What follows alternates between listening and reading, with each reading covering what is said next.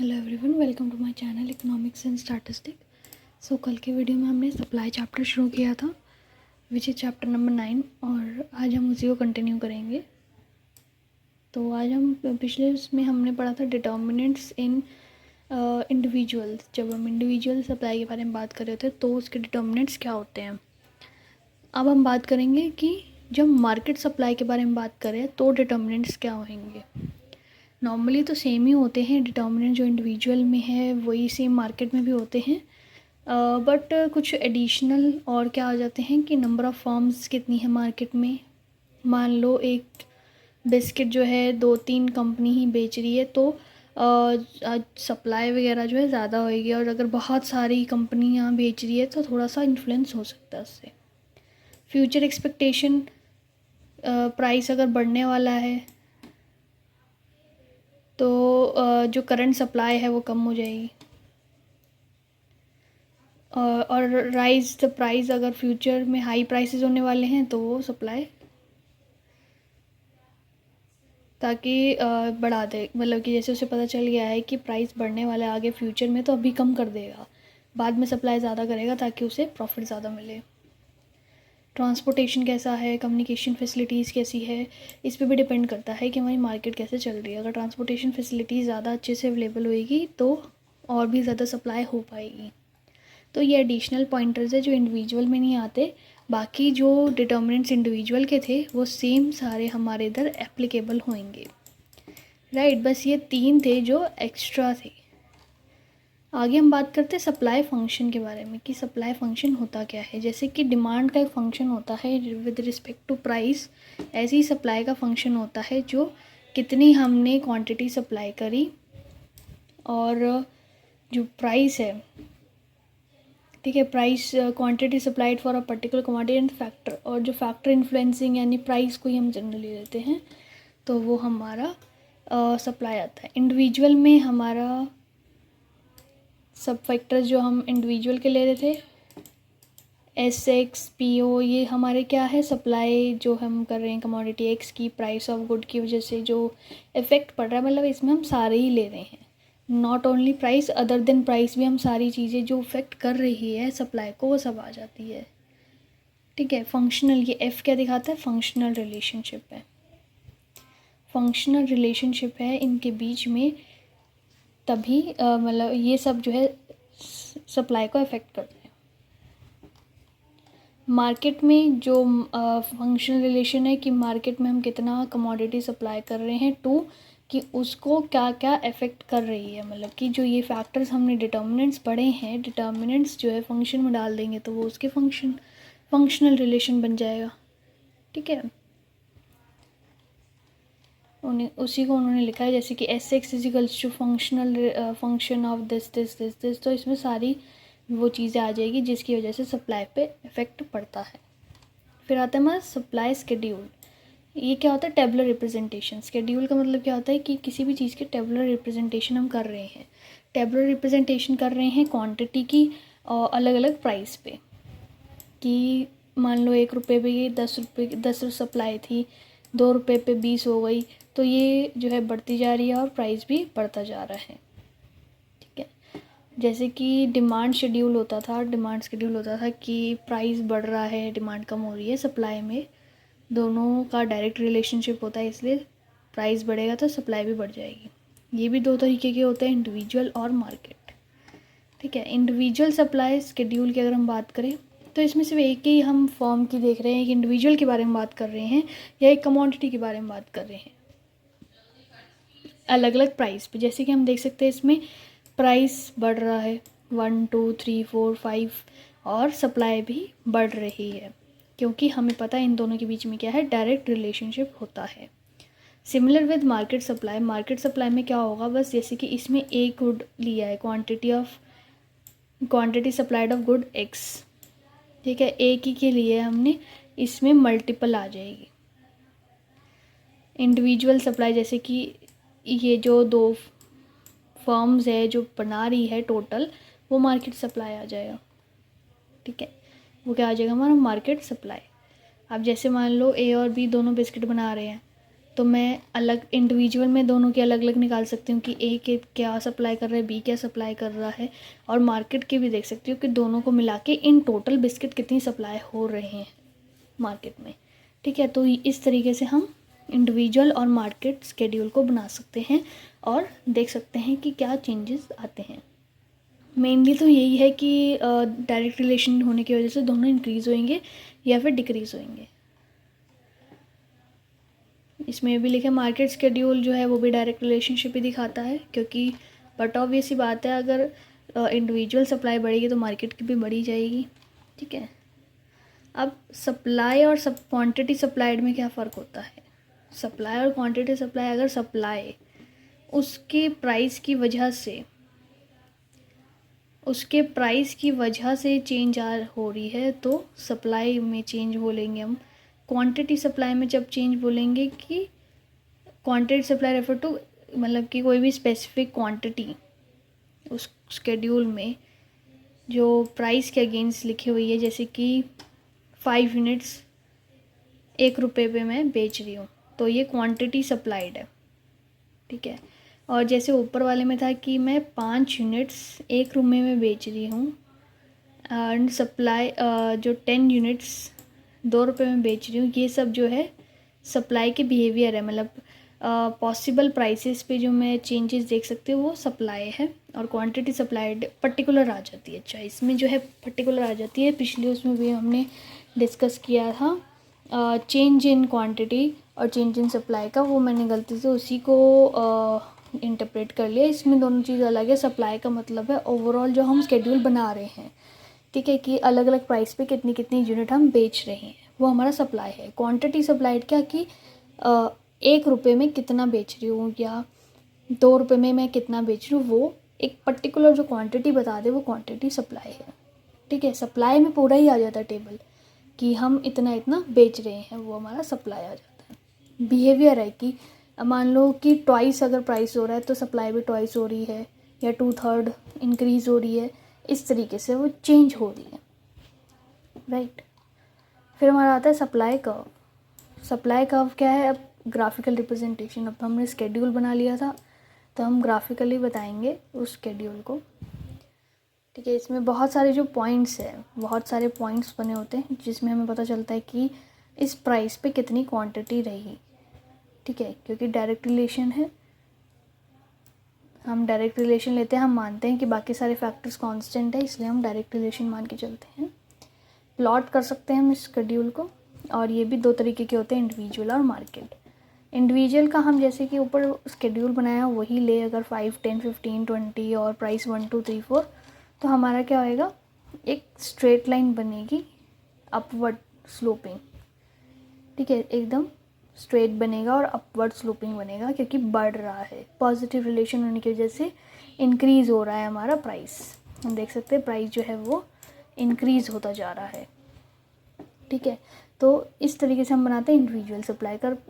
और मार्केट में क्या बनता है कि हम वेरियस फर्म्स की सप्लाईज को ऐड ऑन करके फिर बनाते हैं। ये जो है फ्लैटर होता है, जैसे कि ये इस इंडिविजुअल कर्व कुछ इस तरीके से बनेगा और मार्केट कर्व कुछ इस तरीके से बनेगा। थोड़ा फ्लैटर होता है एज़ कम्पेयर टू इंडिविजुअल, क्योंकि इसमें ऐड कर कर के हम जो है मार्केट डिमांड, मार्केट सप्लाई को बताते हैं, क्योंकि इसी रीज़न की वजह से वो थोड़ा फ्लैटर होता है, मतलब क्लोज टू एक्स। ठीक है, क्लोज टू एक्स होता है। और स्लोप अगर हम बात करें, अब स्लोप क्या होती है सप्लाई कर्व की, स्लोप क्या होता है, चेंज इन प्राइस, कि कितना प्राइस चेंज हो रहा है अपॉन में चेंज इन क्वांटिटी, ये हमें क्या बताता है, स्लोप। डायरेक्ट रिलेशन होने की वजह से जो है ये हमेशा पॉजिटिव ही होगा, जैसे कि डिमांड में वो नेगेटिव आता था कि बिकॉज इन्वर्स रिलेशन होता था, पर इसमें पॉजिटिव ही आएगा बिकॉज डायरेक्ट रिलेशन है। और जो स्लोप है वो फ्लैटनेस और स्टीपनेस मेजर करती है। ठीक है, सो इट इज़ मतलब ये एब्सोल्यूट चेंज बताती है कि एब्सोल्यूट कितना प्राइस और क्वांटिटी में चेंज आया है। जैसे कि अगर हम ये कैलकुलेट करें कि सप्लाई कब दिया हुआ है हमें, हमने निकाला 2 से 3 में हम प्राइस हम ले रहे हैं 4 से 8 राइज़ हुआ है, हम थोड़ा एक गैप एक्स्ट्रा ले रहे हैं, 4 से 8 राइज़ हो रहा है और क्वांटिटी हमारी 2 से 4 हो गई, तो हमारा क्या आ जाएगा 8 माइनस 4 4, 4 माइनस 2 2, कैंसिल आउट करेंगे तो 2 आ जाएगा। ठीक है, तो हमारा ये स्लोप आ चुका है। हम ये सिंगल उसमें भी निकाल सकते हैं कि हमारा प्राइस जो है 6 से 4 में चेंज हुआ और हमारी जो कमोडिटीज़ सप्लाइड थी 2 से 3 में चेंज हुई, यानी कि ये वाला देख रही हूँ मैं। ठीक है, तो क्या आ जाएगा 2, थ्रू आउट वो 2 ही रहेगा, जो हमारा स्लोप है वो थ्रू आउट 2 ही रहेगा।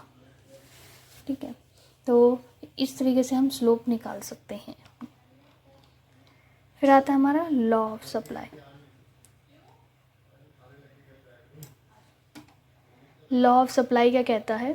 लॉ ऑफ सप्लाई कहता है कि जो डायरेक्ट रिलेशनशिप है प्राइस और क्वांटिटी सप्लाइड के बीच में, वो हम देख रहे हैं, बाकी सारा जो फैक्टर्स है वो कांस्टेंट है, सेट्रियस पेरिबस यानी कांस्टेंट है।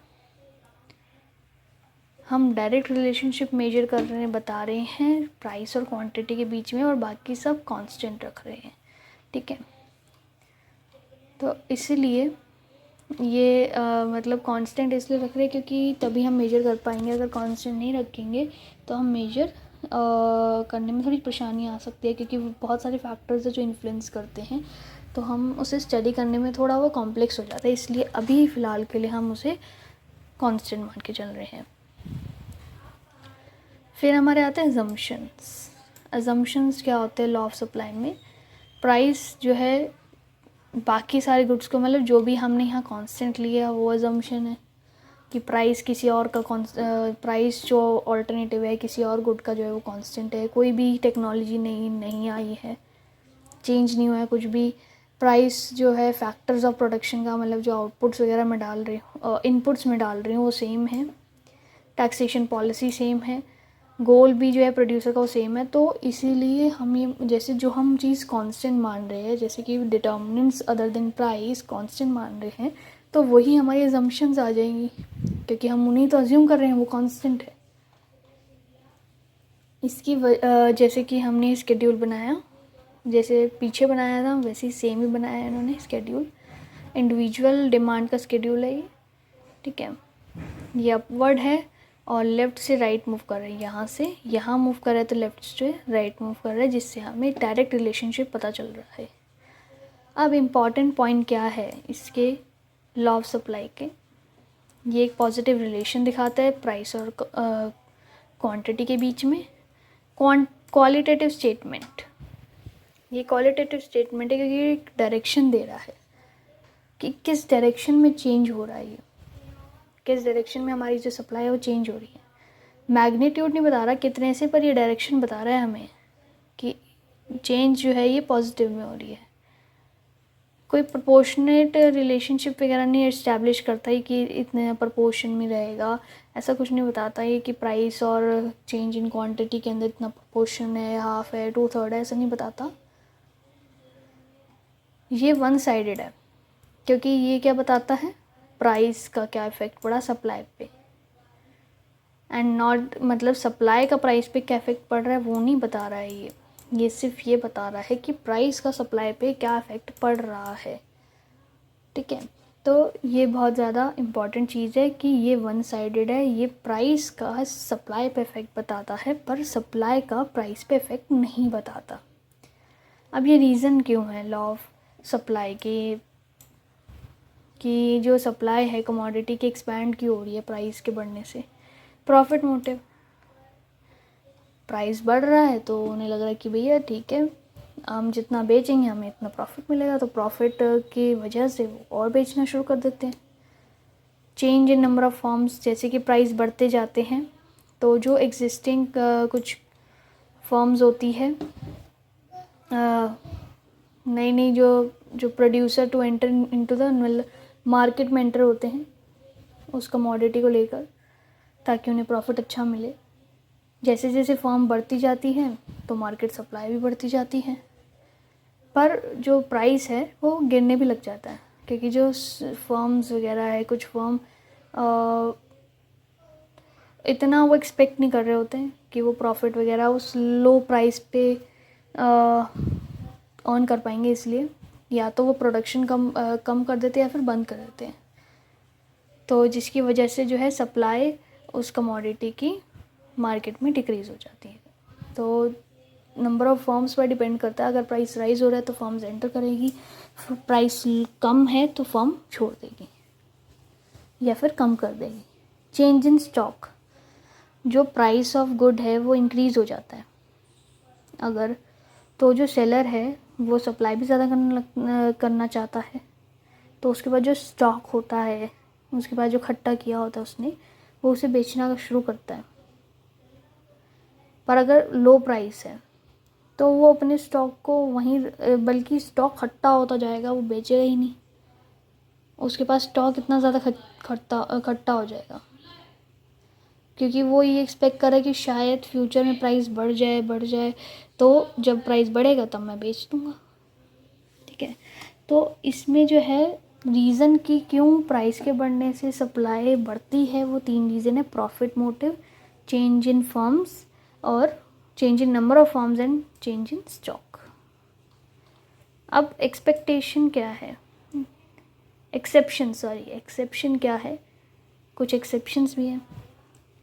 फ्यूचर एक्सपेक्टेशन, अगर सेलर को लगता है कि प्राइस फॉल होने वाला है फ्यूचर में, प्राइस अगर फॉल होने वाला है फ्यूचर में, तो ये लॉ तब एप्लीकेबल नहीं होगा, क्योंकि उस सिचुएशन में सेलर जो है कैसे भी प्राइस पे बेचना शुरू कर देगा। पर अगर उसे पता है कि प्राइस राइज होने वाला है फ्यूचर में, तो वो अपनी सप्लाई अभी कम कर देगा ताकि वो बाद में हायर प्राइस पे बेच सके। जो एग्रीकल्चर गुड्स होते हैं उस पर भी ये लॉ एप्लीकेबल नहीं होता, क्योंकि उनकी क्लाइमेटिक कंडीशन पे डिपेंड होता है कि उनकी क्या प्रोडक्शन होगी। किसी वजह से अगर उनकी प्रोडक्शन सही नहीं हो पाती तो उनकी सप्लाई भी जो है कम हो जाएगी, या फिर कभी उनकी किसी चीज़ की वजह से प्रोडक्शन अच्छी हो जाती है तो उनकी सप्लाई भी अच्छी हो जाएगी। पेरिशेबल गुड, जो ख़राब हो जाते हैं, अब ये थोड़ा है कि अगर टमाटो अभी सस्ता है मैं उसे संभाल के रखूँ और बाद में बेच दूँ, ऐसा हो ही नहीं सकता, क्योंकि जो बड़े बड़े स्टोर हाउसेस है जिसको वैक्यूम करके फिर स्टोर किया जाता है किसी भी चीज़ को, और जनरली इनको तो करा ही नहीं जाता, क्योंकि ये पेरिशेबल होते हैं, ख़राब हो जाते हैं, सल गड़ जाते हैं, तो इन्हें तो बेचना पड़ेगा ही, चाहे प्राइस कम है कि चाहे ज़्यादा है। रेयर आर्टिकल्स, कुछ चीज़ें जो प्रीशियस होती है बहुत ज़्यादा, उनके ऊपर भी लॉ एप्लीकेबल नहीं होता, जैसे कि मोनालिसा की कोई पेंटिंग है, तो जो उसकी सप्लाई है वो इंक्रीज़ ही नहीं करी जाती, चाहे प्राइस कितनी बड़े हो, उसका सप्लाई थोड़ा ना बढ़ा सकते हैं, वो तो है ही वो रेयर चीज़ है। बैकवर्ड कंट्रीज़, जो इकोनॉमिकली बैकवर्ड कंट्रीज़ है, प्रोडक्शन सप्लाई दोनों बढ़ा नहीं सकते अगर प्राइस बढ़ रहा है, क्योंकि शॉर्टेज है रिसोर्सेज की, रिसोर्स ही नहीं होगा तो बनाएंगे कहाँ से। ठीक है, रिसोर्स ही नहीं होगा तो बनेंगे कहाँ से, अगर तभी इकोनॉमिकली बैकवर्ड कंट्रीज़ में क्या होता है, उनके पास रिसोर्सेज की कमी है, जिसकी वजह से प्राइस बढ़ भी रहा है तो फिर भी वो प्रोडक्शन नहीं बढ़ा पा रहे हैं। राइट, तो आज हम यहीं तक करेंगे। आगे की वीडियोस के लिए प्लीज़ चैनल को सब्सक्राइब कर ले। कोई भी आपको डाउट आता है तो आप कमेंट सेक्शन में पूछ सकते हैं। वीडियो अच्छी लगी है तो प्लीज़ लाइक करें और शेयर करें अपने फ्रेंड्स के साथ। Thank you everyone.